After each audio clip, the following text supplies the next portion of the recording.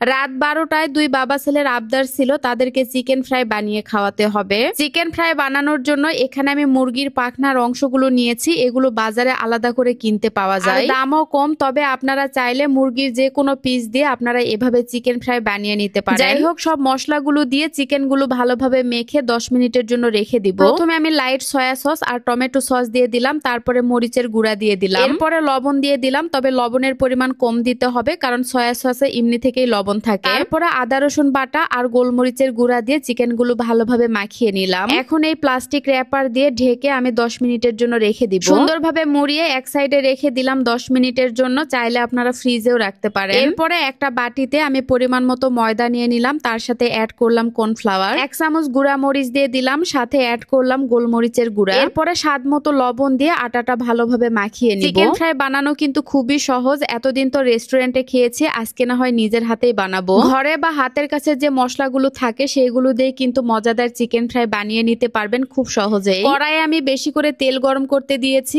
এই ফাঁকে চিকেনগুলো ময়দা দিয়ে ভালোভাবে মাখিয়ে নিচ্ছি। বেশি ময়দা যেন উপরে না থাকে সেই দিকেও খেয়াল রাখতে হবে। বাসায় যেহেতু সয়াবিন তেল ছিল না, তাই সরিষার তেলেই চিকেনগুলো ভালোভাবে ভেজে নিতে হবে। একটা করে চিকেন দেওয়ার সাথে সাথে সরিষার তেলের ফেনা উঠেছে, কিছুই আর দেখা যাচ্ছে না। এগুলো সয়াবিন তেলে ভাজলেই ভালো হতো, কিন্তু যেহেতু অনেক রাতে আমি চিকেন ফ্রাই বানাচ্ছি তাই এখন আর সয়াবিন তেল পাওয়া যাবে না, ফেনা উঠে তো পড়ে যাচ্ছে। যাই হোক, অবশেষে আমি চিকেনগুলো ভালোভাবে ভেজে নিয়েছি। হালকা একটু কালো হয়েছে, তবে ভিতরে ভালোভাবে সিদ্ধ হয়েছে। যাই হোক, তারপরে একটা কড়াইয়ে আমি কিছু বাটার দিয়ে দিলাম আর রসুন কুচি দিয়ে দিলাম। এবার টমেটো সস দিয়ে দিচ্ছি, তারপরে দিয়ে দিলাম সয়া সস, তারপরে সামান্য একটু চিনি দিয়ে দিলাম আর একটু ভিনেগার দিয়ে দিলাম। আপনারা চাইলে এখানে লেবুর রসও অ্যাড করতে পারেন। সসগুলো 2 মিনিট জাল দেওয়ার পরে এখন চিকেন ফ্রাইগুলো এর মধ্যে দিয়ে দিলাম। সসের পরিমাণ আর একটু বেশি দিলে ভালো হতো, কিন্তু বেশি সস ছিল না তাই অল্প করেই দিয়েছি। একটা প্লেটে উঠিয়ে নেওয়ার পরে ডেকোরেশনের জন্য উপরে কিছু তিল ছিটিয়ে দিলাম, তারপরে কয়েকটা ধনিয়া পাতা দিয়ে দিলাম। ফ্রাই করার পরে কিন্তু দুই বাবা ছেলে অলরেডি খেয়ে ফেলেছে। তারপরে এই তো দেখেন আপনাদের ভাইয়াকে দিয়ে দিলাম, সে তো অনেক বেশি খুশি হয়েছে। রাত 12টা থেকে তারা অপেক্ষা করছিল এগুলো কখন বানানো হবে আর তারা কখন খাবে। বাসায় যে এত মজা করে চিকেন ফ্রাই বানানো যায় আমি ভাবতেই পারিনি। দেখতে আপনাদের কাছে যেমনই লাগুক না কেন, খেতে কিন্তু ভীষণ মজার হয়েছিল। আপনাদের ভাইয়া তো বলছিল